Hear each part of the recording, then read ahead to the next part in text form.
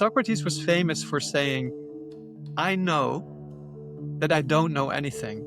And by knowing that, I know a little bit more than the rest of humanity. But because we've taken this position of, oh no, I really believe in this one thing or this other, we find ourselves creating more suffering and more division in our lives than if we were humble enough to say, actually, I don't know. If you look at world history, the figures that humanity remembers most, that kind of linger in the collective consciousness, the collective memory of mankind, they are very humble people. We talk down about ourselves and we talk down about our capacities, and we don't see ourselves as we truly are. Instead, we see ourselves as all of our failures, all of our mistakes, all of our wrong actions, and we identify ourselves with those things. But in reality, we are not those things. We're infinite consciousness here trying to experience the human world. Hello, Seeker friends. Welcome back to the Acceptance of Life podcast, episode 10. This is the humility episode. And we talk about one of the most undervalued and underestimated qualities in the spiritual life, humility. Humility is absolutely necessary, though, to make spiritual progress. And if you want to reach the highest in your meditation, you're going to need this quality of humility. So in this episode, we really dive into what is humility, how do you develop it, what role does it play in your spiritual lives. So if you want to know more about this beautiful yet underrated quality, humility, then please listen to this episode. We have a lot to talk about because this is our humility episode. Did you have some interesting thoughts? Yeah, I do. And I'm really interested to see where the conversation takes us, because humility is not a topic that people spend very much time thinking about or discussing, I think, in the Western world. So I think it should be quite revealing. It's a very humble topic, if I may say so. And so I wanted to start, like we have done a few times already, with something that our teacher Sri Chinmoy wrote on humility. And we can start from there. So this is a quote from the book Beyond Within. My humility is not self-denial.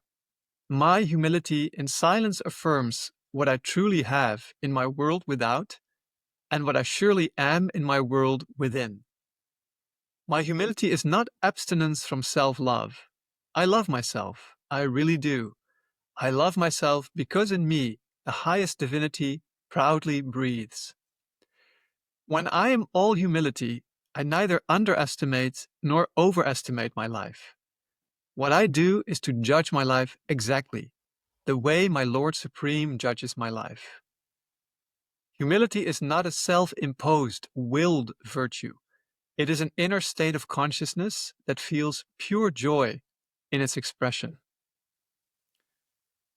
Okay. Wow. So, I mean, that touched on a lot of different aspects of the idea of humility, I think. And I think humility is one of the most misunderstood qualities in the world at this time. And I think, especially, I like to always contrast it between the Western world and the Eastern world.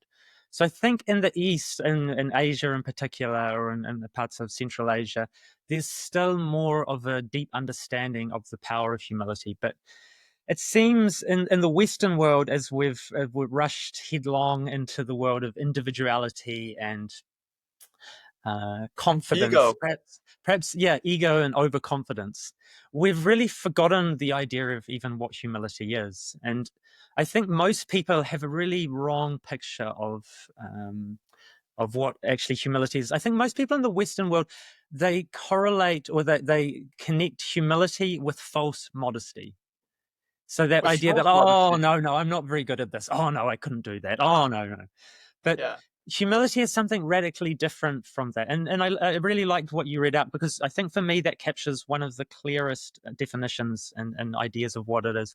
It's when we clearly see who we truly are, what we truly are.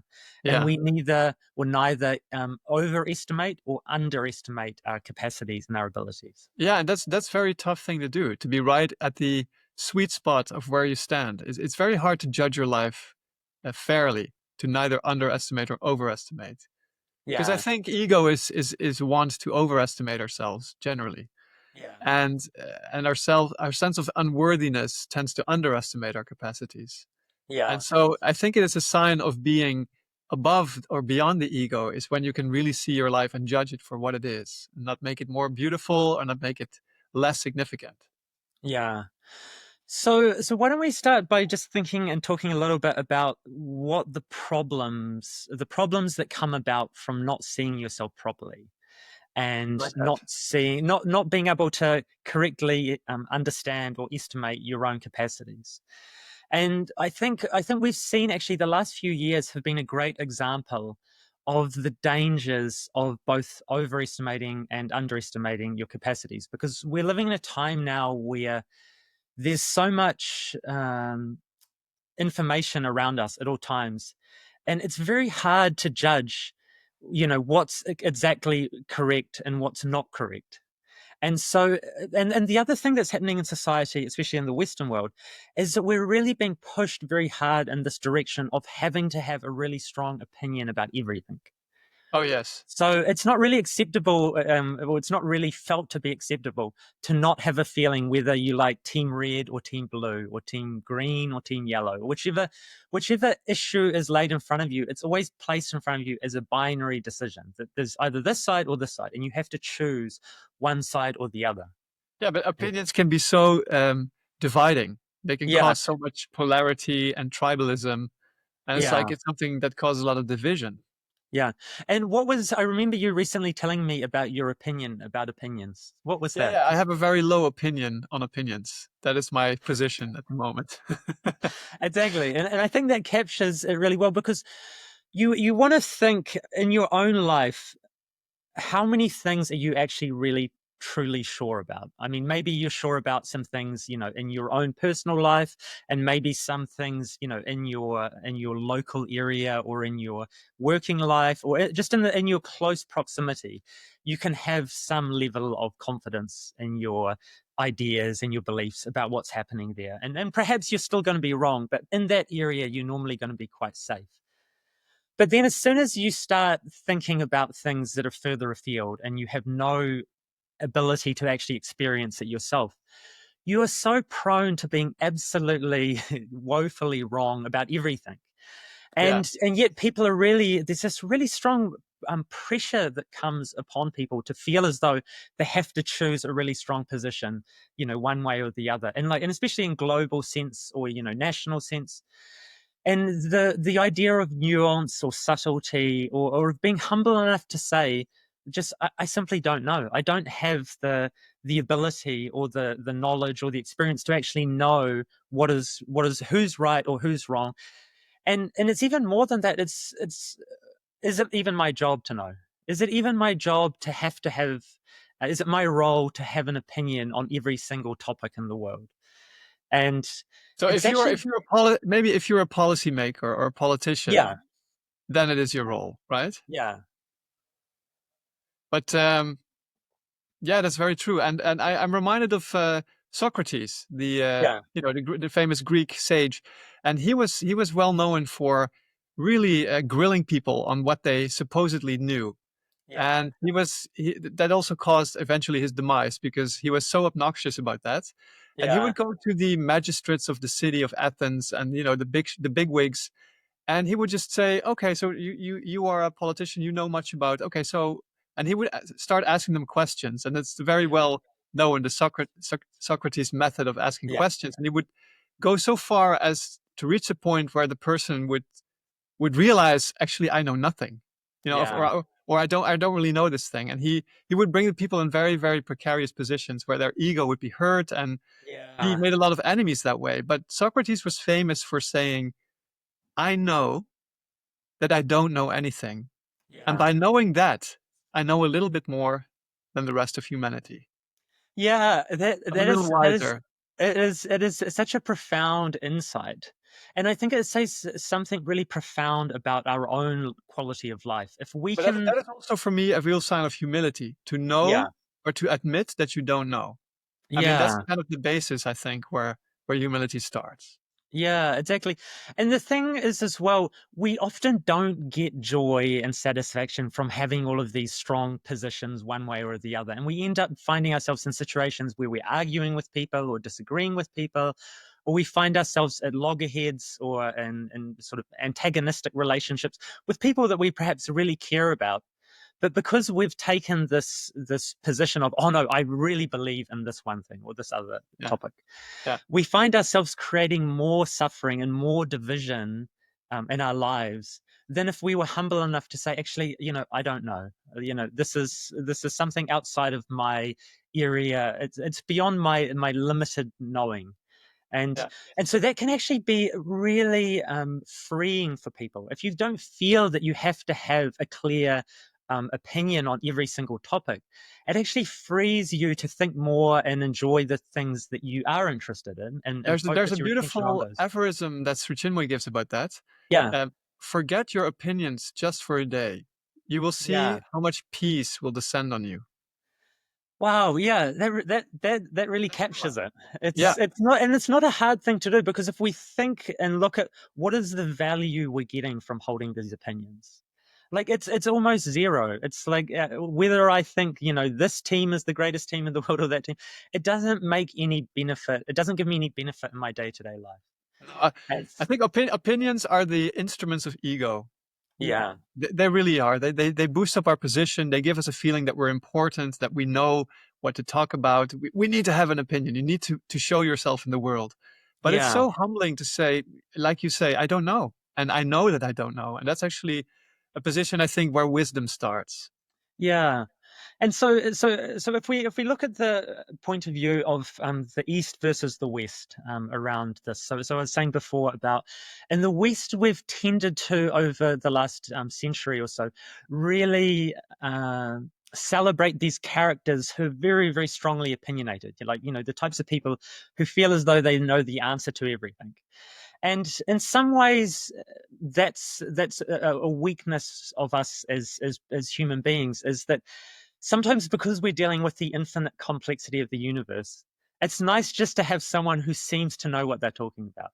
So whether it's a political leader or the leader of your country or whoever it is, and if they seem to really be super confident in their knowledge and they've figured it all out, it can allow us to feel some sense of peace, or not really peace, but it allows us to not have to think so much about these things. So we sort Yeah. of outsource our opinion making to someone else, and then we just follow along with their I opinions. mean, there's actually a job description that you can be an opinion maker in our world of Yeah, today. Right? That is an actual thing. Opinion yeah, maker, we call them. And, yeah. like maybe 10 years ago or so, when I was still a freelance journalist, I wrote this article about super predictors. So these are people who are who have a scientific precision of making predictions, and they actually can be. It's actually something that can be trained, how to predict future events, Mhm. and there's a whole science to it. But the guy who wrote the book and who kind of created the system, they did a research on people, on so-called opinion makers like pundits, columnists, people, journalists. And those people are constantly making predictions. They say, oh yes, in 5 years time this will happen or that will happen, and Russia will be here and America will be here. And they actually did a research, because they never get called out for their predictions, right? Nobody ever goes back and checks, like, were they actually right? But he did that. So I think his team researched that, and they found out that the predictions they made were just as good as if you got a monkey who was throwing darts at a dartboard. Like, they were just as much off as any random Yeah. person would predict. So they were woefully off the mark. But they never get called out for it. It's like nobody goes back to them and say, hey, you said this 5 years ago and you're actually really wrong. Yeah, and so that shows something really interesting, because it shows the danger of overestimating ability to do something. So when we talk about humility, we're saying it's the ability to see ourselves really clearly as we truly are, and not to overestimate or underestimate our capacities. And so that's a big danger, that when you start to overestimate your capacities and overestimate what you know, you'll start making decisions based on this faulty premise, this faulty picture of the world. And you could find yourself getting in all sorts of trouble in your life and causing all sorts of suffering for yourself, just simply by taking the position that you know more than you actually do.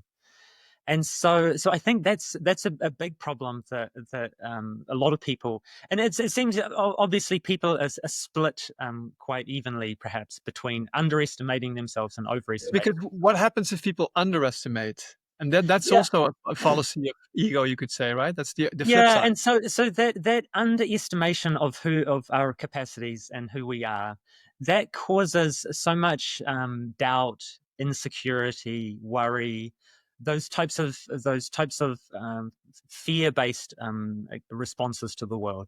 And so people, like, I always say to people that you're often the worst judge of who you are.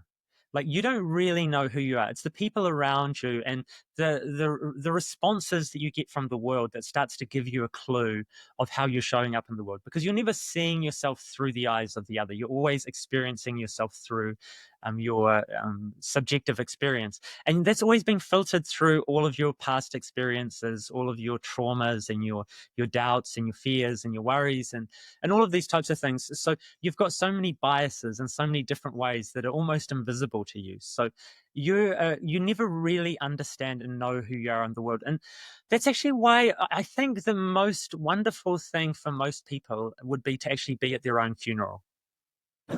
So, because whenever I go to a funeral, I'm always struck by the recognition of how much goodness was in that person.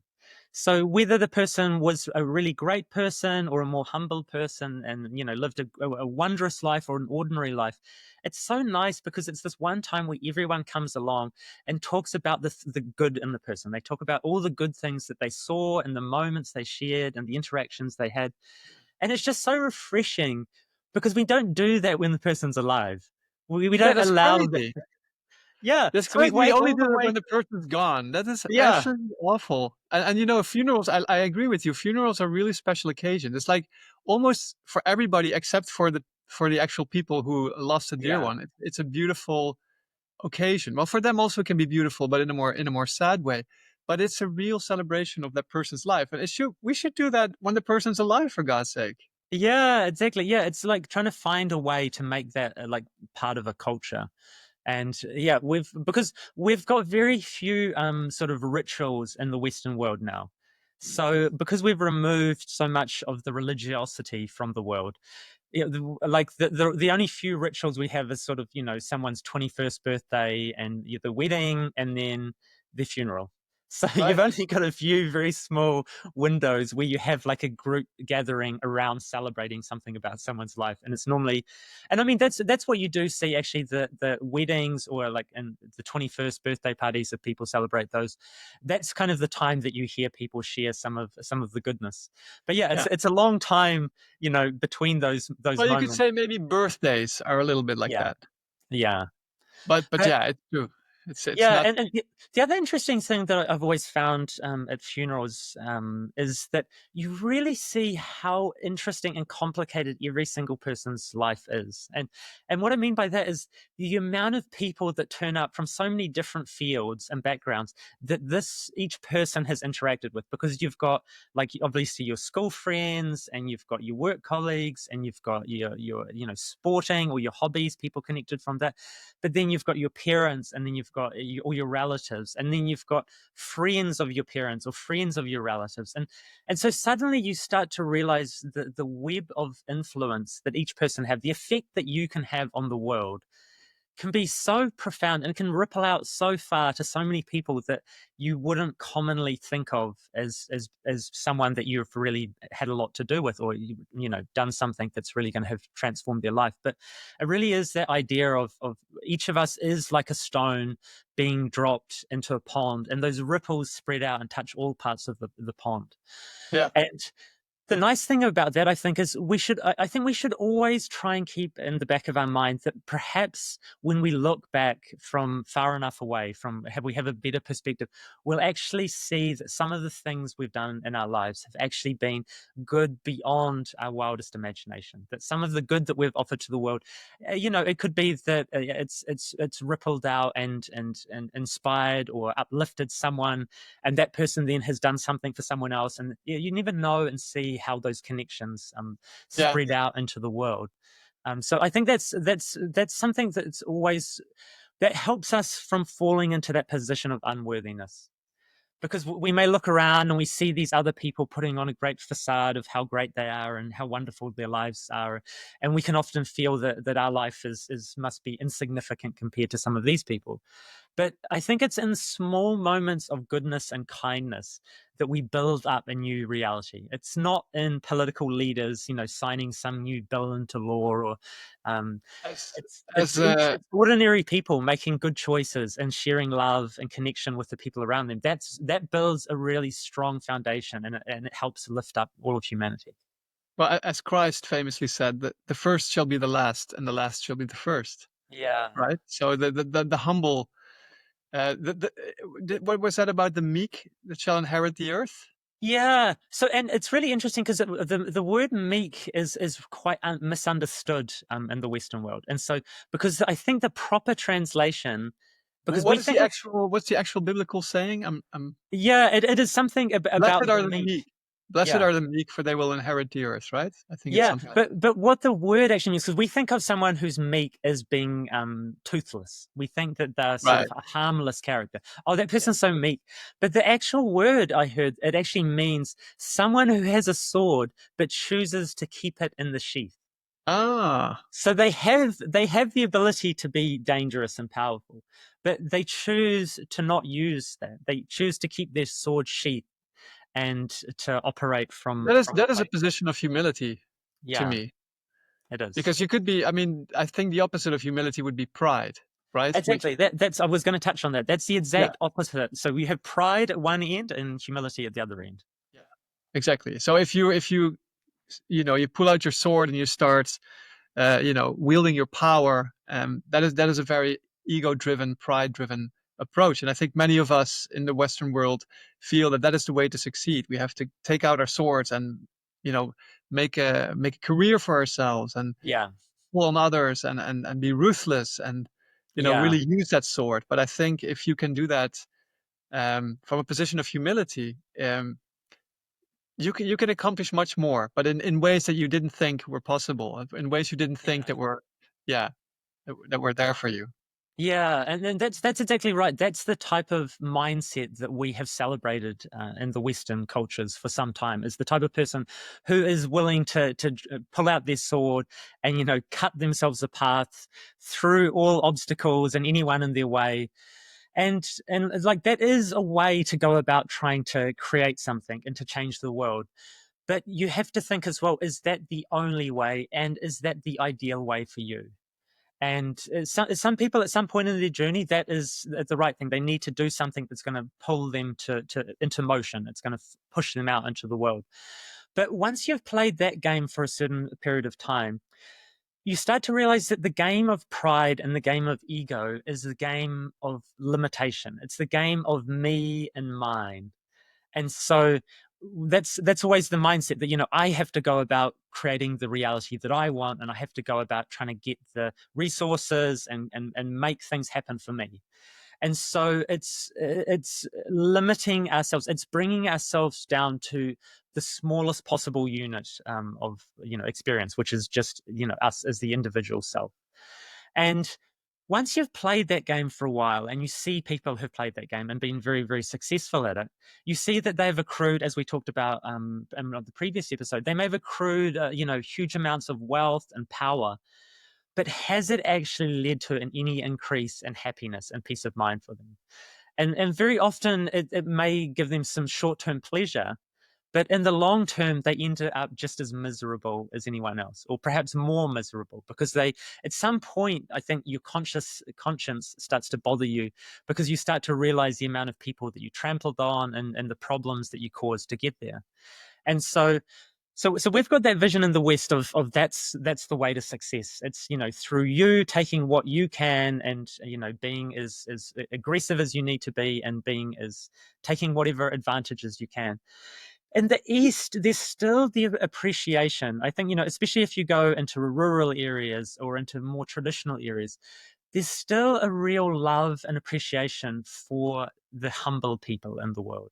And so it might be in a particular village that you live in or a particular small place. there'll be someone in the village, and it's often maybe someone older, who is universally loved and renowned in that village. Everyone respects that person, and they don't respect them because of, how strong their opinions are, or how loud their voice is, or how pushy and domineering they are with their ideas. It's because of their simple humility. And in this situation, what because humility is a quality that exists on many different levels. And so at its most simple level, it's the recognition of who we are and our strengths and our limitations. And so that's really valuable, because that's going to help you make better decisions and be wiser with how you operate in the world, because you'll see when you're getting into areas that you actually is beyond your knowledge and beyond your true deeper understanding. And so that's really valuable. The other thing is, a humble person is really good because they're always willing to ask for help. So a proud person will never ask for help. They will just blindly stumble on trying to do it all themselves, because they feel that's the only thing that they can count on is themselves. A truly humble person, they will realize the limitations of their knowledge. And when they get to the edge of that, they will ask someone else who knows more than them, or they'll ask someone else who is is an expert in that field. So it starts to become an expansive quality. You start to bring other people into your life. You start to connect to a larger group and community of people, which starts to then make your life more interconnected and more meaningful, I think, in some fundamental sense. But when we're thinking about this sort of model of, the humble person in the East, this person often is someone who has always put the needs and wants of the people around them at least on the same level as their own needs and wants. And Yeah, so if not more so, I would say, it's right? exactly like this. This is when you start to really expand yourself, when you start to realize that your true self is far beyond the limits of your physical body. Like, what you truly are is the infinite consciousness that exists within me, but also exists within you, and then every single other person in the village, and then also exists in the nature around us and the animals. So you start to go. You are the universe. You are the world. In a sense. Exactly. So when you start to really embody that, when you start to really experience that as a reality, you see that you serve yourself best by serving others first, by lifting up other people. You're actually doing your truest sadhana, or work here on earth, because you are all of those beings. You are the consciousness embodied in all of the people around you. And human experience is so interactional. It's like how we experience the world is through our interactions with each other and with different situations and different places. And so there's something really profound about the way that we experience the world through our interactions with others. Yeah. That's such a huge part And of it. it's like nowadays people are saying loneliness is the big killer in the Western world. Like that's Yeah, something that people suffer from. If they're not connected to others, it leads to all kinds of diseases and it's like and the source is loneliness. People cannot connect. And yeah. they become sick, they become lonely, weak. And they become really weak, because that's the thing. When you feel as though you're just one small, insignificant, separate consciousness here in this vast universe, which is bereft of meaning, and you don't feel connection with the people around you, it's it's like life can become an absolute torment to you then, Yeah. because you feel no sense of security, feel no sense of meaning and purpose, because the meaning and purpose would come from you connecting with others and interacting with the world. And so Yes. Yeah. you can see it's such a tragic situation that people are finding themselves in, and it comes from that feeling of pride, which causes us to feel as though that we are individuals separate from the rest of the world. And so we first of all take that position because we think that that's going to be the position that's going to help us get ahead in the world. But actually it sabotages us, it separates us, it disconnects us from the communities and the people around us. And I really see that in the family structure in the Western world, because over time we've become so individualistic, and the more individualistic you become, the more your needs become the most important thing in the world. You see a lot of people that take decisions that, oh, I don't need my family, I care not for them, this is what I want to do. And you don't think of how it's going to interact, or the consequences for the people around you. You just think, this is what I want to do, and I'm going to just do that regardless. Whereas if you contrast that with the feeling in a family in the East, and so like I've spent a lot of time in India, and so I spent a lot of time in family situations with the family of some of my Indian friends who live here in New Zealand or in Australia. And when I, like the first time in particular, when I went and I was staying at my friend's family home with his mother and father, just seeing the bonds of love and connection, and the way that the family operates is that every decision is thinking about the good of everyone in the family. So when there's a business decision to be made or there's some problems, you're thinking about, okay, how can we deal with this situation to uplift everyone in the family? And it's not just the immediate family, it's also the uncles and the aunties. It's like this family I was staying with, they had a lot of businesses, and the businesses, they were always thinking about bringing in the cousins and the aunties and the uncles, and how can we lift everyone up and make everyone better off. And so But there this was is this also one. so now I'm gonna play a little bit devil's advocate because Yeah, that's what you hear a lot about corruption in those countries, like favoritism. Like, yeah, is the uncle really the best person to lead that company, or the cousin, or the when yeah. you get we give jobs to your family, it's like, is that really the most efficient and best way that the company should be run? Yeah, and this is the great contrast between the East and the West. Is the West, we have gone for maximizing production and efficiency, um, without any regard for the well-being of the individuals. So we're like, okay, you're an individual, just think about yourself. Like, we want you to be as productive as possible. And the East, in the East, they still realize that the primary unit of experience for the human beings is the family. So they see a value in the family that we have lost the understanding of. And so Sri Chinmoy would often talk about the love of the mother for her son in the Indian families, and I Yeah. saw it firsthand. So my friend's mother, he was in Australia, and she would call him one, two, three times each day. And when she picked up the phone to talk to him, you could see her heart reach down. She was saying, "Oh my God, I miss you so much." And it really like touched your heartstrings. It was like such a beautiful thing to see that love, between a parent and their child. And it brings a real depth of meaning to life. It's not without its costs and prices that you have to pay. So Gonna say, I also have seen that people can be limited by that. yeah, They exactly. So try to the family that, yeah. the freedom of individuality makes you able to follow your dreams and do exactly what you want to do. And so the strong families often push you in a particular direction. So in India, they'll often ask me, I'll say, what job do you do? And I'll say, I work in coaching and musical instruments. And they say, oh yes, so that is what your father did. I said, no, no, that is not what my father did. And I said, my father worked in the health department. And then immediately their mind is blown. They were like, but why did you not do what your father did? Because for them, the thinking is, why would you try and reinvent the wheel? It's like your father already had a good career. He already knew something, and he had connections, and he knew how that industry worked. So of course, the most logical thing for you to do is follow in your father's footsteps, and because he can open the doors for you and make things happen. So it's two different ways of looking at the same problem of how to structure a society and how to make people have meaningful lives. Could we not have the best of both worlds? That you have a loving family who also supports your individual dreams. Yeah, so this is what I'm trying to get at, is that there's a cost in each way, but I think in the West we've seen a huge cost as loneliness. Yeah. Like people in India don't feel lonely. Yeah. Like they feel lonely when they leave India and they come to the West.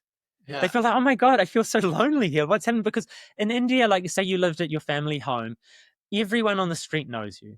Like all of the other lovely Indian grandmothers and mothers, they're all involved in your business. They're all watching you, seeing what you're doing. They're all discussing, talking to your mother. And so there's this whole network and community of people around you. And so you never feel alone and lonely in India. No, I But remember that when Sri Chinmoy was talking about his ashram life, like he spent the first, he spent 20 years in an Indian ashram, went from his 12th to his 32nd birthday. And he said there was, even though that was not an actual family, they were all seekers. They were living the spiritual life, the Sri Aurobindo ashram where he grew up. But he said there was so much affection between the members of the ashram. Like you would greet each other on the street and there would be smiles. And he said that kind of affection I have not found here in the West. Yeah. And that's, I think, what you're talking about. And he also talked about that he had all his other mothers, I think he said. Yeah, he had Because like five different mothers. there's Yeah. many other people who take you on as their responsibility as well. So there's this expansiveness that comes from the heart, and it really does in some way come from humility. And because so we talked about the first layer of humility is understanding the limits of our knowledge and our capacities, and then because you understand that, you start to realize when you're getting near the limits of yourself. And Sri Chinmoy said a couple of really interesting things about humility, and I might just use some of them as little points to help move the conversation forward. Um, so through humility, we can go dive to the deepest and climb to the highest heights in our meditation.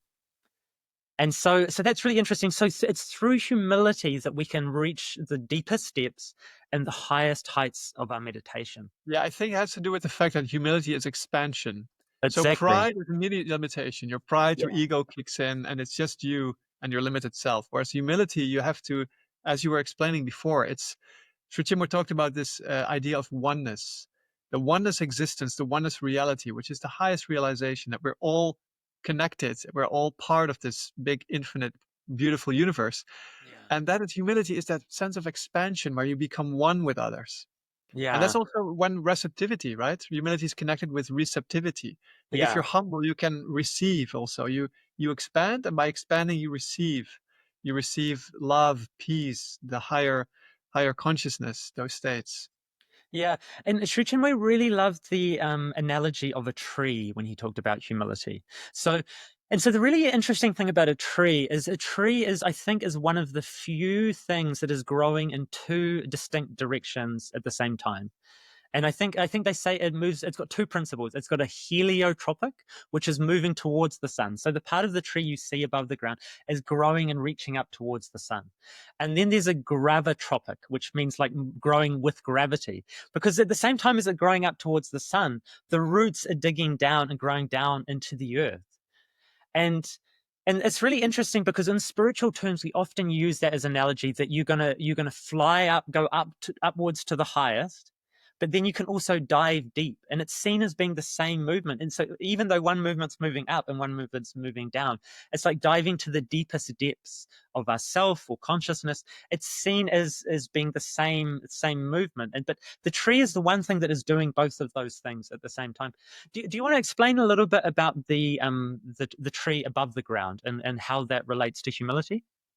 Yeah, yeah. So I also love that image of a tree. So when a tree is fully blossomed and it has leaves and it has flowers and it has fruits, let's see, it's a beautiful mango tree or an apple tree. When it is laden with fruits, the nature of the tree is it actually bends down. Mm. So the branches bend down under the weight of all the fruit, and they offer this fruit, as it were, to humanity. And they offer shade. Under the branches is cool shade. And that act of bending down and offering your wealth is the act of humility. And that's why the tree is very often associated with the quality of humility, because it is very rich. It has a lot of wealth, but it could have kept that wealth for itself. It could have like kept all its branches straight up.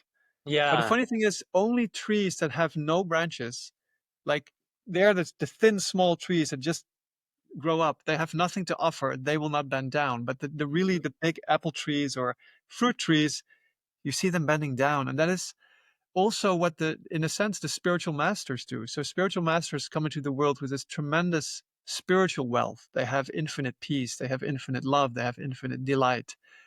And their sole reason for coming into the world is to share that with humanity, to help humanity attain to these higher levels of consciousness. So like a tree, they also bend down. You see often the greatest humility in spiritual masters when they really offer their wealth to humanity. And they are in terms of consciousness, they're far ahead. They're way beyond us. But they know in their depths that they are one with us, that there's no difference in a sense between the lowest and like the highest realized spiritual master. They're part of the same consciousness.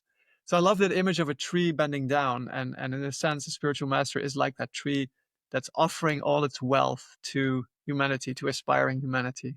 Yeah, and the other thing to point note around that is that the tree offers that to everyone. It's not Exactly. discriminatory. It's like anyone can come and enjoy the shade of the tree, or can come and pluck the fruits. It's offering it unconditionally to the world, which is beautiful. And then there was something else about the tree that captures the humility. We were looking then at the above ground portion of the tree, where you've got the beautiful leaves and the fruits and the flowers, and it's this wondrous creation. But if we look at it in the other sense, that it has all of those great things, but it also is mingling, and it's completely one with the depths of the dirt and the clay and the rocks and everything underground. So it's at once has those beautiful highest heights, but it's coming from like the humblest place. It's coming from the dirt and the all of that that substrate that it's existing in. So Yeah. it's that as well, I think, captures this idea of humility, that the tree is not afraid to have its feet in the dirt, to be firmly rooted in the dirt and the lower parts of the world, which I think is another part of humility. Yeah, So in a sense, it's like the lotus, right? The lotus grows out of the mud. It's yeah, famous for it's this plant, this flower in the east that grows in the murky water, and it yeah, grows from the mud. But then when it rises above the water, it's this beautiful flower that opens. But yeah, its roots are mud and the murky water. So it's yeah, interesting that somehow great beauty comes from that very humble place, humble beginning.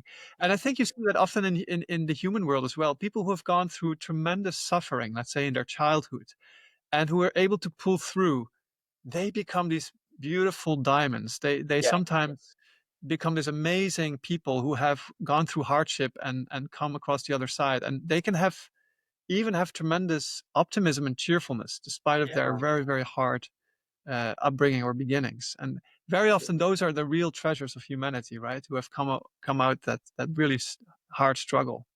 Yeah, yeah. I mean, I personally have a friend, and she has had a really difficult upbringing, but I see that in her, it's created this incredible warmth and empathy for other people. So whenever she sees someone downtrodden or suffering or in hardship, she is always the first person to be there to try and help them and support them. And she's helped and supported so many people through their trials and tribulations of life, and it's so wonderful to see someone has taken the experience they have had, which was perhaps a negative, but have managed to transform that, like the lotus transforming, the mud and the dirt, and coming out and offering something beautiful to humanity. Yeah, So yeah. It's the pressure that creates a diamond, right? yeah. It's pressured coal basically. Then the diamond comes out. So I really liked what you were saying about spiritual masters, and so I've got a little story about watching Sri Chinmoy and how he operated in the world. And so when you really have the highest heights of consciousness, along with that comes real deep humility, as we've been discussing. So as you go up higher and climb higher and higher and higher, you don't become more prideful with your capacity and with your ability. Normally in the human life, that's what happens. And so I see that a lot actually in my music store when I see musicians who are on that journey to achieve some sense of mastery, and they're using their human capacities to do it. So there's often a sense of pride and ego going along. And you see someone, who's an amazingly technically talented guitarist, and, they spend all this time, and there's often a lot of pride and ego accompanying that. But then if you actually meet someone who has really attained mastery in any field, but let's say in this example in music, they suddenly have transformed in some way, and become incredibly humble and self-giving again, because they've been on this great journey, and they've gone through all these experiences. And I think when they get there, they realize it wasn't really them who did it. They feel the sense of like some unconscious sense of gratitude to the universe for giving them this experience. And so then they become the great teachers, and they start giving back, because the person on the way up who's doing it with their pride and ego, they don't have time for helping other people. It's all about them, and it's all about developing their skills. But it's once they really finally achieve that goal, then they suddenly realize, oh my God, actually, Now what I want to do is give to others and help lift them up. Yeah. And so Yeah, that's it's always, like they're this tree, this young tree that's still in the process of growth, which is thin yeah, and doesn't have any branches yet. It's just growing straight up. But then when yeah, it's mature, it develops branches, leaves, fruits, and then it has something to offer. And yeah, that's interesting about humility that I read in Sri Chinmoy's writings. He says that humility actually comes at the very end of the spiritual maturity. So it's like something that's developed only if you have something to offer. yeah. So it is not something like, okay, I'm just starting my spiritual journey. Let's start with humility. I think it only comes when you like the tree, you really have something to offer. Then you can be humble, Yeah. and it's actually more like a crowning of the spiritual growth and spiritual development. Yeah, and so it's interesting, yeah, that I've seen that exact same thing in someone developing mastery through the outer world, in an outer activity, that they Yeah. achieved the humility once they finally got to the goal, and then they became humble. And so we often think that, oh, who am I to be, think that I'm great at anything, and we try and put ourselves in that sort of sense of false humility or false modesty. Um, and it's really the true humility will come much later on when we've So achieved something. what's then false humility, false modesty? Because that's also something that's really prevalent in the world, I would say. Yeah, it's when we talk down about ourselves and we talk down about our capacities and we don't see ourselves as we truly are. Instead, we see ourselves as all of our failures, all of our mistakes, all of our wrong actions, and we identify ourselves with those things. But in reality, we are not those things. We're infinite consciousness here trying to experience the human world. And as soon as we do that, we're going to run into problems. We're going to make mistakes. We're going to make wrong choices because we're playing the game of limitation. We've come here as infinite consciousness to experience ourselves and experience creation through a limited aperture. And so, of course, we don't see things properly. So we're always going to make mistakes. But the real mistake is to identify ourselves with the things we do wrong because they're not who we are. They're experiences we're having that someday are going to lead us towards our own perfection. And so when we keep identifying with those mistakes and our weaknesses and our foolishness, we're going to keep ourselves trapped in that position. And so we're not going to step into opportunities that we could, or we're not even going to be confident to show our greatness. It's like that great saying, "Don't hide your light under a bushel." Don't do that. That's not a good idea. But so So that's definitely one sense of false humility. But there's also the false humility where somebody is actually good at something and mm, will play it down. It's like, no, no, no, yeah, I'm not so great. No, I'm just I'm just beginning, or yeah, where they know they have this capacity, but they talk down on it. It's kind of yeah, just and it, social norms or something. that one is always ludicrous. It's like so Yeah, ridiculous because we know you're good at the thing. Like yeah, please just embrace it, just accept it, because yeah. it really is. In those moments, you're not in tune with reality. You're saying things that we know that they're not true. Yeah. So it doesn't look good for you, and it doesn't feel good for us as the receiver of it. I think it comes from a sense of society's norms that you don't Yeah, want to be you don't want to be seen as prideful, yeah, right? You want to yeah, be seen. Oh no, no, we're all equal, and I'm not. What do I know? What can I do? I'm just starting out. yeah. And But yeah, yeah, in New Zealand culture, that's very strong. Where we call it the, yeah, you have probably the same thing. The idea of the tall poppy syndrome, that people are the how do you call it? tall poppy syndrome. Never heard of it. So the tall poppy syndrome is when one poppy stands up above the others, it will get chopped down. Oh, we have a So saying in Dutch: you don't put your head above the mowing field. So there's yeah, this field that don't put your head above it because you'd be mowed down. yeah, and the Japanese have a great saying. They say the nail that stands up will be hammered down. And so, yeah, Yeah. it's an unfortunate thing that has become a cultural norm where, yeah, even if you are great at something, you don't want to be seen to be showing off and lording it over other people. But we people want to celebrate your success. People want to celebrate the good things that you've done, and so often you realize, perhaps far too late, that people follow your cues. So if you talk about yourself in a really negative fashion and try and downplay yourself, people will think that's how you see yourself, and so they will reinforce how you're talking about yourself. Whereas when you talk about your what you're doing and your life, and you talk about it from a place of love and connection and enjoyment, and I popped in to visit my friend a couple of days ago, and I hadn't seen her for many years. She has her own shop, and I was in there, and she was asking how I'm going, and I had just had to say, I love my life so much, and like if I died tomorrow, like make sure you celebrate, like don't even mourn for my life because my life is so wondrous, far beyond my imagination. And I could see that like it really struck her as being like is this is not how people talk about their lives. Whereas like, oh yeah, it's going okay, I'm pretty busy and this that, and the other thing. But we feel as though that we can't, when things are going well and we are inspired, that we feel as though, oh, I did not say that because I don't want to hurt anyone's feelings or anyone who's struggling. But I think the complete opposite. If you show that you're here living a life on planet Earth at the same time, and you're loving it, and you're having these wonderful experiences, or you're taking everything as a valuable experience, it doesn't matter really if the experiences are wonderful or not. So much of it is how you're framing it and how you see it. But I think that gives hope and inspiration to other people because they think, hey, hang on, like I know this person, like they've got two arms and two legs.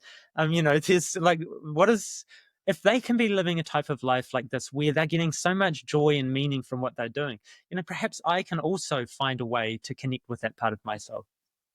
There's a way to talk about your life as being good that is not prideful, that comes Yeah, from a genuine place of self-worth, self-esteem, self-confidence. And people yeah, very often confuse self-confidence with haughtiness or arrogance. yeah. There was a famous story of Swami Vivekananda, the great spiritual teacher from great disciple of Sri Ramakrishna, who came to the West. He was the first Indian guru to come to the West in 1893.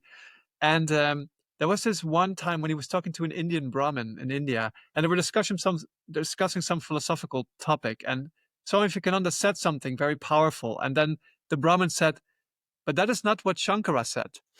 And Vivekananda said, "No, but I, Vivekananda, say it." Mm.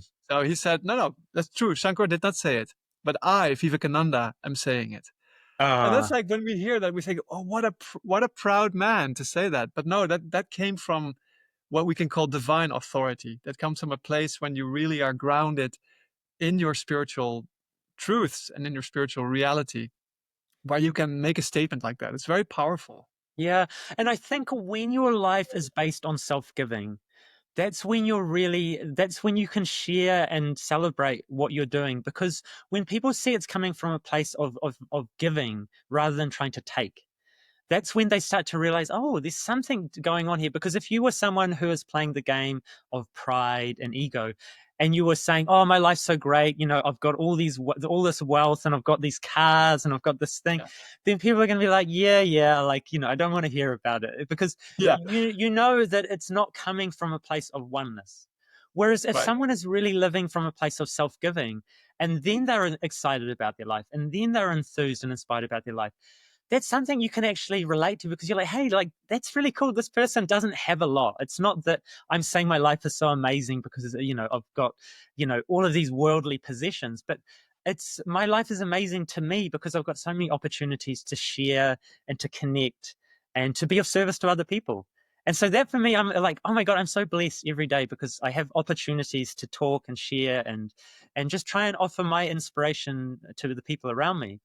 And that's a very different place to come from. And I think people immediately feel that difference. Yes. So, So you were talking something about Sri Chinmoy's example, right? In the world. exactly. So, How? yeah, I was wanting to talk about him because I think watching someone who really has mastered any art or any field of play is incredibly useful, because like a good example might be one of the tennis greats. It's like if you want to be a great tennis player, there's probably nothing better than you can do than actually just really watch and pay attention to see all of the little things that a great master of that sport does. Because you'll see the way they prepare, the way they hold themselves, the way they have their weight balance. There's so many little things that if you really watch closely, you'll pick up things that perhaps the person themselves could never explain to you. Because nearly all forms of mastery as an experiential mastery. It's a type of mastery that you've done the work, but then you've come to a point where the capacity and the ability flows through you.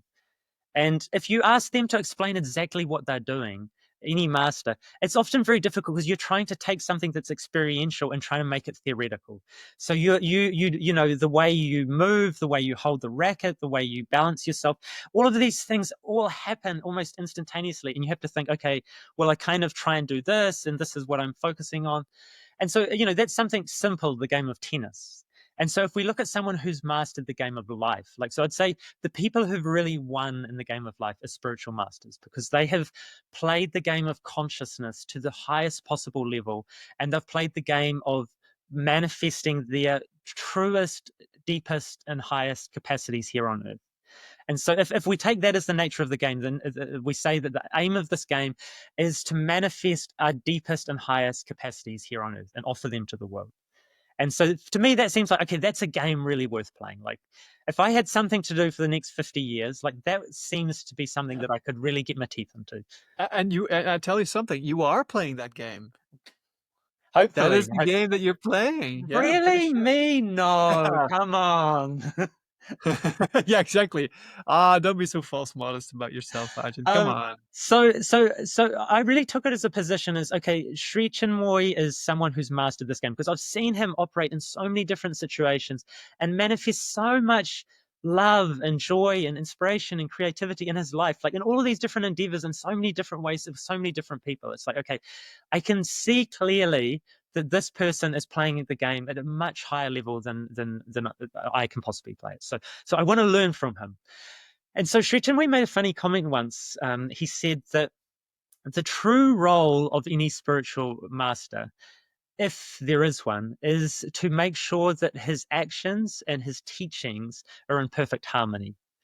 And so I really saw, okay, there's things that he's doing that are also part of his teachings. Like, all of his actions are also part of his teachings. The way he operates in the world, the way he talks to people, the way he carries himself, the way he interacts with people. These are also all part of the teachings of the master. So there's the things that the master has said, like his words, but then there's also the unsaid parts of his teaching. And so I really was really watching him very closely, just to see what are the things that he is doing, like, without having to even talk about them. And so around humility was really interesting, because Sri Chinmoy really felt that he had a role where he wanted to influence the world in a positive direction to the highest possible capacities. That seemed like so much of what he was doing is like, how can I have the most impact on humanity, to lift up humanity and inspire them? And so Yeah. it would be something like, for example, his weightlifting was around that. And we'll talk much more about his weightlifting at some other point. But like, here is a spiritual master who can meditate at the highest possible level, but then he starts weightlifting. And the question would be, well, why is he doing weightlifting? And the reason really was because you can't go to a newspaper or a TV channel and say, hey, I want to come on and talk about meditation and peace and joy. That's a, yeah, that's not really a story. Like, we don't see any angle there. That's not interesting. But if you go out and you lift up like hundreds of pounds as a man in his 60s, it's like, oh, that's really interesting. Like, what is this man doing? And so he was always looking for opportunities to connect to the largest number of people possible. And so I thought that was radically interesting. But what I want to get onto here is, so he saw some value in meeting people who had influence in the world. So, like, if you looked at it from the real human point of view, you could say, oh, you know, what is this spiritual man doing, interacting with all these, you know, big shots? And he, like, it's he had said to himself, you know, I'm not a political person. Like, I'm not here to talk to these people about politics or about how they should run their countries or what they should do. But what he was trying to do was, he was trying to inspire them as to the deeper spiritual aspects of life, that we're all one, that we're all connected, that the same consciousness that exists within him exists within you and exists within me. Like, we're all part of this interconnected whole. And so he would often meet with people through, either through the UN or, you know, different ambassadors or politicians or government leaders. And I saw this one video of him meeting with this big shot ambassador. And I won't say who it is, to protect the innocent or the guilty. But he was having this function to celebrate this ambassador, and you saw this ambassador came to the event that Sri Chinmoy was hosting, and he came in and he was very proud. Like, you saw him he walked in, and he looked around and his chest was puffed out, and he felt as though that he was the big shot there. He was the well-known man and had some influence and some power in the world. And it was so interesting how Sri Chinmoy related to him. So Sri Chinmoy organized this function, and Sri Chinmoy composed songs for this man. And he wrote things for this man. He had singers come up and sing songs, and so it was this whole beautiful celebration of this gentleman, this ambassador. And when I looked at it, if I look at it from my human point of view, and this is what I used to, I would say, Sri Chinmoy at some point said, even he said, I am the drop and you are the ocean. And I would, with my human, say, like, no, no, this is all wrong. Like, no, he is the drop. Like, you've achieved this ocean consciousness, and like here you are, like, coming down to the feet of this man who's Who's this obviously so proud and so kind of like self-possessed and exactly. a little arrogant, And maybe. so Yeah. this is the thing, though, when you're dealing people with people who have pride and ego, you cannot come at them directly. Like, if you come at them and say, hey, I'm a great master and I've achieved these great heights of meditation, and you need to become more peaceful, you need to find a way to have more connection with your heart, they're not going to listen to you. Their pride's going to be like, look, I'm a big shot. Like, I don't need to listen to someone like you. You don't, you haven't achieved what I've achieved. But if you take the position of humility and you be as humble as you need to be, you actually come in underneath the person and you lift them up. And so that's the way to actually transform people, because you saw across this evening that they had together, by the end of the evening, suddenly his heart was totally to the fore, and he was so appreciative and so generous with his words and with his actions. And you could just see his consciousness was radically transformed from this experience. And it all came from a position of humility. Yeah. And I thought, wow, that is so interesting and so beautiful, that if you really want to transform the world and you really want to lift people up, you don't do it with your pride. You don't do it with your I know everything and I'm going to tell you how you should live your life. You do it by being an example and expanding yourself, because in that humility, Sri Chinmoy was showing that he was one with this man. Like, he was saying, like, I am the drop, you are the ocean. He's like actually saying it. He said, we are just one. Like, we are Yeah. two parts of the same consciousness. And so he was really expanding himself to embrace this man, and to see the profound transformation in this man's consciousness over the evening. Like, I'm sure if he looked back on his life, that would be one of the most meaningful and significant moments he had in his entire Yeah. life, because you could Yeah. see he was so elated, he was so elevated, his Yeah. consciousness, from sharing this experience. And it's what humility is, the real power there. And it's Yeah, interesting to see, if you look at world history, the figures that humanity remembers most, that kind of linger in the collective consciousness, the collective memory of mankind, they are very humble people. So yeah, even if we look at the previous century, like Mother Teresa, right? A yeah, saint who totally gave her life away for the most downtrodden of people. Like, yeah, she was an embodiment of humility. Like, she would go down and wash the feet of these poor lepers in the streets of India. Nelson Mandela, another, you could say very humble person. He came out of prison. He did not prosecute the people who did him wrong. He forgave them, and he was always so. You could feel that from him. There was yeah, such a depth to him and such humility as well. In a sense, Gorbachev as well. In his way, not a power hungry politician who would like, yeah, you know, go with his ego, but would be open. And he was opening up his country. He was connecting to the West from a place of oneness and humility. And then, even if you go even further back, the great spiritual masters and giants, Jesus, Buddha, Krishna, yeah, they were all real, people of great humility. And so it's yeah, interesting that you think that humility means, oh yeah, you make yourself very little and you become very small, but actually, in reality, you expand and you become You become transcend yourself. universal. Yeah, you become You become transcendent universal. and universal. And Yes. this is another really nice comment from Sri Chinmoy. He said, being soulfully humble, God allows. This is not. This is paraphrased. So. Let's say soulful humility, or being soulfully humble, God allows you to have a perfect estimate of his universal transcendental reality and your own life. So when you Wow. become truly deeply humble, you actually start to see reality as it truly is. And it is really beautiful that those people, like you, we've got like a whole train of people going back, throughout different times and different places, and the humility was something that allowed them to stand out and transcend the time and place that they were in. And Yeah. Yeah.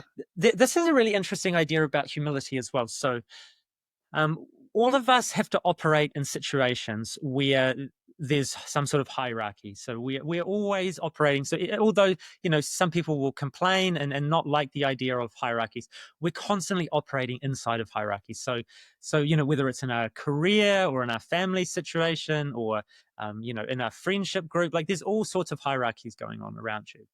And so there's this idea that God is infinite. So the divine consciousness is infinite, but it brings itself down into this finite form and becomes one with it. And so there's something that's much higher is coming down into something much lower.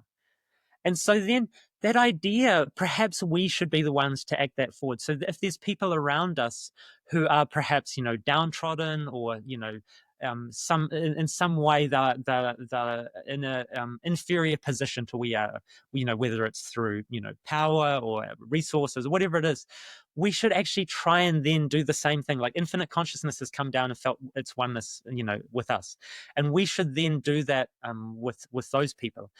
And so Sri Chinmoy was talking about that, and he was talking about that people who are in an inferior position to you, if you are humble, you offer humility to them. It's like they love you and they adore you. It's like they Yeah. really appreciate you because normally people, when there is an imbalance of power, people try and lord it over the people below them. And that's often a misunderstanding of humility. We think of humiliation. We think of Yeah. the relationship between a master and a slave. And we're like, oh, well, I don't want to be humble. I don't want to be humiliated. And I don't want this master lording it over to me, lording it over me. But this idea that there are people, but in some way who are and there might be younger people to you. It might be that you're older and wiser. But if you come from a place of humility, the people who are, less developed than you, they will love you. They will love you and appreciate you. And then the people then who are at the same level as you, that your comrades or your people at the Equals. same, yeah, your Yeah. equals. If you're coming from a place of humility, they will also respect you and admire you. And And love then you. then the people who are superior to you in some way, if you approach them with humility, they will also appreciate and admire you. So it seems to be the one quality that can work in every single level. It can work with, whatever situations you're finding yourself in interacting with the world. If you can be truly humble, then it will make all of your interactions with the world better. Because all of the different people in the different situations, they will feel something good in you through your humility. Yeah. There's a beautiful story of um, a seeker who was very far advanced in this meditation, and this seeker he later became a great master. And whenever he was not able to meditate well, he would go out in the street and he would find the most poor person, the most downtrodden beggar, Yeah. and he would throw himself at the feet of this beggar and touch their feet, and he would like lie there prostrate for like a minute or so and totally humble himself. And then he was able to have high meditations again. Like that's how he solved his dry spell in meditation. He would go Mm, out into the street and he would find like a street beggar or somebody who is downtrodden, and like, he would throw himself at their feet because he felt that what was blocking him in his meditation was his sense of pride. So he felt like his yeah. pride, he was getting proud from his high meditations, and that kind of blocked his progress. So that's his solution. He went out and totally humiliated you could say humiliated himself, but Yeah, he humbled became himself. totally humble. He Yeah, humbled because himself. like when you're humiliated, the other person needs to be lording their power over you. That's when you feel humiliated, when someone Yeah. else lords their power over you. But in this situation, he was bringing himself down to the level or below this other gentleman. Below. Yeah. Um, but this other gentleman was not lording it over him. No. He was appreciating him. The Yeah. fact that this man was willing to humble himself like that. Yeah. Yeah. So that's a really good point to think about as well, is that when we are trying to become more humble, or we realize that we're becoming too prideful, it's when it's like that continuum. So if we move towards humility, we'll decrease our pride. So one way to move there is to consciously try and let go of your pride. And there's a few ways to do that, and perhaps the easiest way to help transform our pride and let it go is, often we become proud of what we've achieved or what we have, and so it's this limited, possessive my and mine thinking. But if we're really honest with ourselves and we look around at the world, it doesn't matter how great we are in any field. There is always a vast number of people who far transcended us. It's like, you think you're wealthy, you've got $10 million. It's like suddenly you need to look around and you see, the sheikhs in, Saudi Arabia, who've got Billionaires. billions or perhaps trillions of dollars. And you start to realize, oh, okay, my pride is misplaced. And so it's the same with any of your capacities. If you're a great singer or a great speaker or a great writer or whatever it is, whenever you feel yourself starting to become too high and mighty on yourself, you simply need to listen to someone who has achieved like a real mastery in this.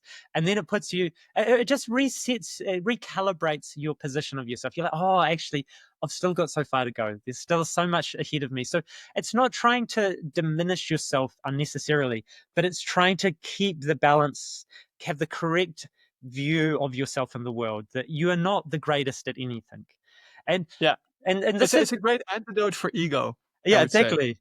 And the internet is the great place for this, because whatever you think you're good at, you only need to look on YouTube for 5 minutes, and then you find some 11-year-old kid who's Yeah. already infinitely better than you will ever be, playing the guitar or singing or riding a skateboard or painting or whatever it is.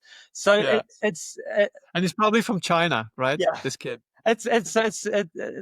Sometimes we need to take that, and so that's kind of the more bitter medicine to take. Yeah. When you're like, Right. oh, okay, I'm not as great as I think I am, Yeah. and the other way is to actually consciously try and increase our humility.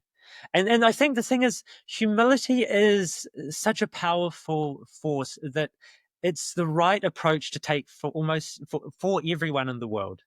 And it's like, if we want to think that there's roads ahead of us to make progress, so there's different types of paths we could walk on. We could take on one where we use our determination and our focus and our concentration. Another one we use our love and our gratitude, and all of these paths are really powerful. But Sri Chinmoy talked about the humility road, and he said it's the most illumining road. So Mm. it's the path that we'll take that will illumine the true nature of reality to us the most clearly and the most quickly, I think. And so I just want to get a little bit more into the depths of what humility is. So we've talked about it in a few different ways.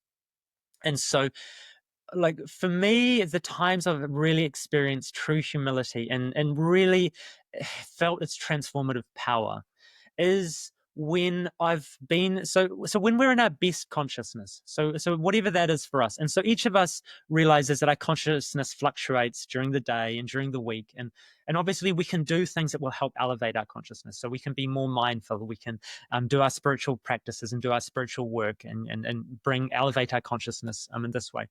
We can also try and remove some of the things that brings our consciousness down. So take away some of the things in our environment or the things that we're consuming, whether it's physically or mentally. Those things can bring our consciousness down. So we know our consciousness fluctuates, and there's times when we're in a great state of consciousness. And so what I've always found is, when I am in my best possible state of consciousness, that is when I feel true humility, truly humble. So when I've had a great meditation, or I start to feel the connection to the transcendent reality or the universal reality, it doesn't make me feel boastful or proud. It makes me feel so unbelievably humble that I am having this moment. This one moment is so beautiful and delicious and sweet that I just feel so humble and so it's one of the nicest and most pleasant experiences you can ever have. And so, and you in that moment, you don't need anything. You're not grasping or clinging to anything. You're just so just wowed by the true nature of existence. And Yeah. so every now and then, I'm not saying that this is my everyday experience, but every now and then you have the opportunity to be in this type of state and have this experience. And what I think it is in that moment you've gone beyond your limited self and you've connected to the universal consciousness. You've connected to something divine and transcendent beyond yourself. And so when you do that, you start to connect with consciousness and existence around you. So you can start to connect with, all of the people around you. And suddenly you see that, of course, their life is just as valuable, if not more valuable in that moment than yours. Like you want to see them flourish. You want to see them because they are you and you are them. And it's like you're all part of the same beingness. And so I've had this great experience in my store one day, in my Gundavaloka music store, and I had a gentleman come in, and he started looking around the store, and started picking up a few things and playing around. And so I could see there was something about him that he was carrying some heavy load on his shoulders. He was carrying some sense of suffering. And so we start talking, and I'm really trying to expand and like be in a very expansive space so I can feel and connect with him. And so I can go beyond my limited self and feel what he's feeling and experience what he's experiencing. Because if you want to really be of service to someone, you can't do it from being um, stuck in yourself. Like if you really want to connect and share and give something to the world, you have to go beyond yourself. You have to expand yourself so you can do the right thing and say the right thing. And so he starts talking, and it turns out that he's the lead singer of a band. And he's very humble. He's very false. He's using his false modesty. And he's like, yeah, we tour a lot and we've played around the world. But his big thing was, with all the suffering going on in the world, with all the pain and the heartache and the troubles in the world, like what am I doing? Like all I'm doing is going around and singing some silly songs, and it's like I want to do something real and meaningful with my life. And that's one of the unfortunate stories that's going around in our culture here in the West as well, is that people don't see themselves clearly. They don't see the value in what they're offering to the world. And because there's an infinite number of things that we could be doing, we always think that something else is the right thing to do. We feel like, oh, well, I should be doing something else. There's so many other better things to do. I'm just being an entertainer. And what is an entertainer? It's like, there's people, dying of, malnourishment in, some part of Africa, he was thinking, or there's, someone, there's a typhoon that's destroyed someone's, house in the Philippines, or, who knows what exactly his story is. But definitely he had been captured by this idea that what he was doing was not meaningful and that he should be doing something else entirely. And it was really, it's this idea that you should be doing some sort of activist work. The real thing to be doing is to be an activist and to be, fighting for some cause. And so I could see that was really causing him real pain and suffering in his heart. And he was no longer able to see and appreciate the opportunities that he had. And I came into the picture at this point, listening to him, listening, and trying to really understand. And what I started pointing out to him is that from my own experience and my own travels and interactions with the world is getting better faster than he could ever possibly imagine. So through traveling in India and Africa and the Middle East and the different parts of Asia, like in my own lifetime, I've seen an unbelievable transformation in the well-being and the prosperity of people everywhere in the world. And so it's like an example is in India, from the year 2007 to the year 2017, 200 million people moved out of poverty. And And so what does it's that like, mean about the poverty? so they've got really clear measures of what poverty looks like. So there's like different levels of poverty. So like the lowest level of poverty, there's certain living conditions that you have. And so let's say if you're in the lowest level of poverty, you cook with firewood. And if you still cook with firewood, that takes so much time every day to be out in the forest collecting bits of wood to burn. And these people, if you're in the lowest level of poverty, you normally only eat one meal, one type of meal. So you might eat millet every day. Um, but when you move to a different level, suddenly you've got no shoes and you've got no transportation. Like that's the lowest level of poverty. And for us, we don't have a good perception of what poverty looks like because we're kind of standing on top of a high rise looking down. And we think, oh, everyone looks the same down there. But the people who are down in real poverty, they say, no, no, this guy's got a bicycle and he's got flip flops. He's got some sandals to wear. This guy's he's doing great. I want to. That's my dream, is to be living like that man. And so for us, we don't have a good nuanced perspective of the different types of poverty and the different levels. But basically, what it means is more people are moving out of poverty each year now in the world than has happened over the entire human history. Like it was only very recently that we were all incredibly poor. And so there's this huge explosion in prosperity and wealth. And you see it when you go around the world and you see people taking the opportunities to work as hard as they can to get ahead and to then get their children educated and to give their children better opportunities. So there's all of this good happening all of the time, but it's all incremental goodness. And so it doesn't capture people's imagination like the idea that, there's some, terrible famine going on in this place at this one particular time, or that there's this terrible flooding in Bangladesh and these poor people, you don't see that the amount of them, that over the last 10 years have become, moved into, places and moved into a sort of a place of wealth and prosperity that they've never experienced before. So that kind of gives a little bit of background to what I'm talking to this gentleman about.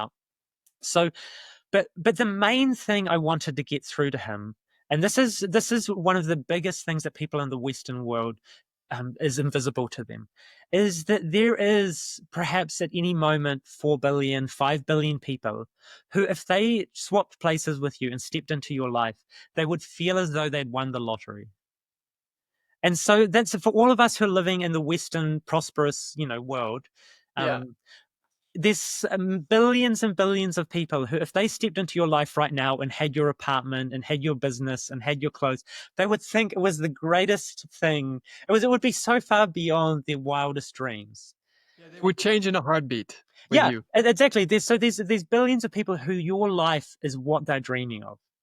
And Yeah. like I like to point out to people that there's two ways then of looking at your position. There's one way of looking at it and say, oh, well, this is so unfair. Like I've got all of these opportunities, I've got all of this privilege, and these Privilege. billions of people are suffering and have all this hardship.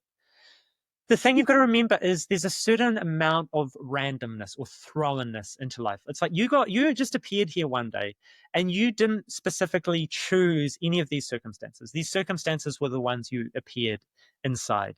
And the same as the person who's been born into the Mekong Delta or onto the plains of the Serengeti. It's like none of you chose, not consciously with your mind, to be in that particular circumstance. It's not a case of comparing and saying, oh, this is unfair because I have this and these people don't have this.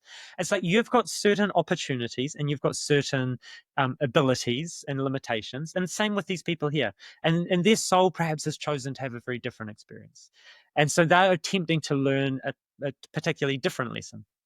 But if we take the point of view that you have been given a great blessing, when you get given a great blessing, the right approach is not to be depressed that you got given a great blessing and all of these other people didn't.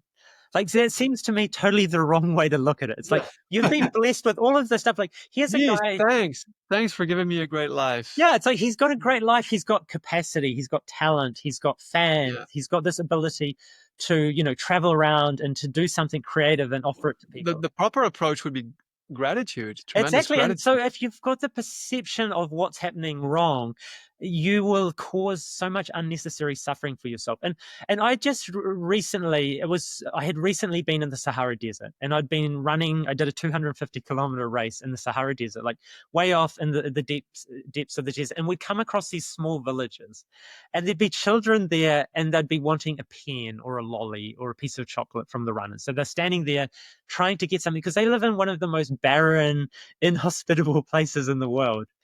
And I was just thinking to myself, wow, like if these children could see this gentleman in front of them with had so much and so much opportunities, and that he was depressed about that. Yeah. I was trying to explain to him like this would break their hearts. Like if these people who are dreaming of having a life like yours found out you were depressed, it would just destroy them. It would just break them in some way because Yeah. you have everything that they dream of and you have it and you're depressed. It's like, oh God, what is the point then? Like, what is the point? They would think. Yeah. So True. I tried to, well, I did make this really clear to him. And over the course of the conversation, I started to feel this change in his energy and change, and he started to feel lighter. And he started to like think and look at his life and his career and what he was doing. I starting to see him change his view and opinion of what he was doing. And then I put forward the idea for him is actually what you do is one of the most significant things in the world because he was saying, "Oh, I'm just an entertainer." It's like, what is the value of that? I looked at it from the other perspective, and I said, what you do is that people trust you to put their consciousness in your hands for 2 hours, and they trust you that you're going to give them an experience. You're going to lift them in some way or transport them somewhere. And that's really what as someone who is a performer or an entertainer is doing. He is someone who I'm going to and I'm giving them my consciousness for a period of time and saying, I trust you to do something interesting with my awareness. And so that is perhaps the highest responsibility you could ever have. So it's not something meaningless and unimportant. To me, it's Yeah. like that is an incredibly important responsibility.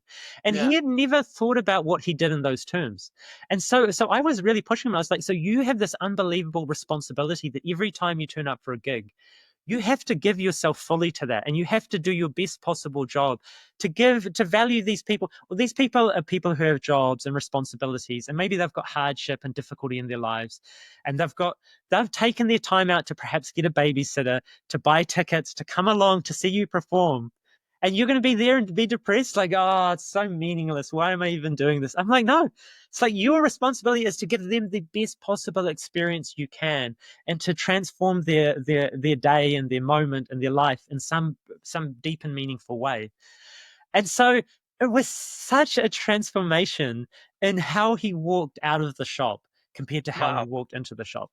It was like he walked in like hunched over and really struggling with the weight of the problems of his world. And suddenly he walked out with this lightness to his step.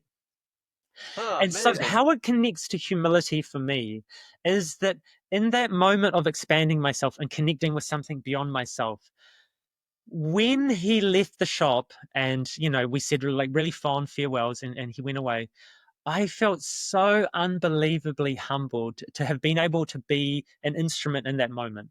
And it wasn't my wisdom or knowledge. Like I was simply able to be an instrument at that moment. I was able to be in the right place at the right time to tell him something that he needed to know. But that does not make me feel like, oh my God, I'm so great. Like, I said No. something.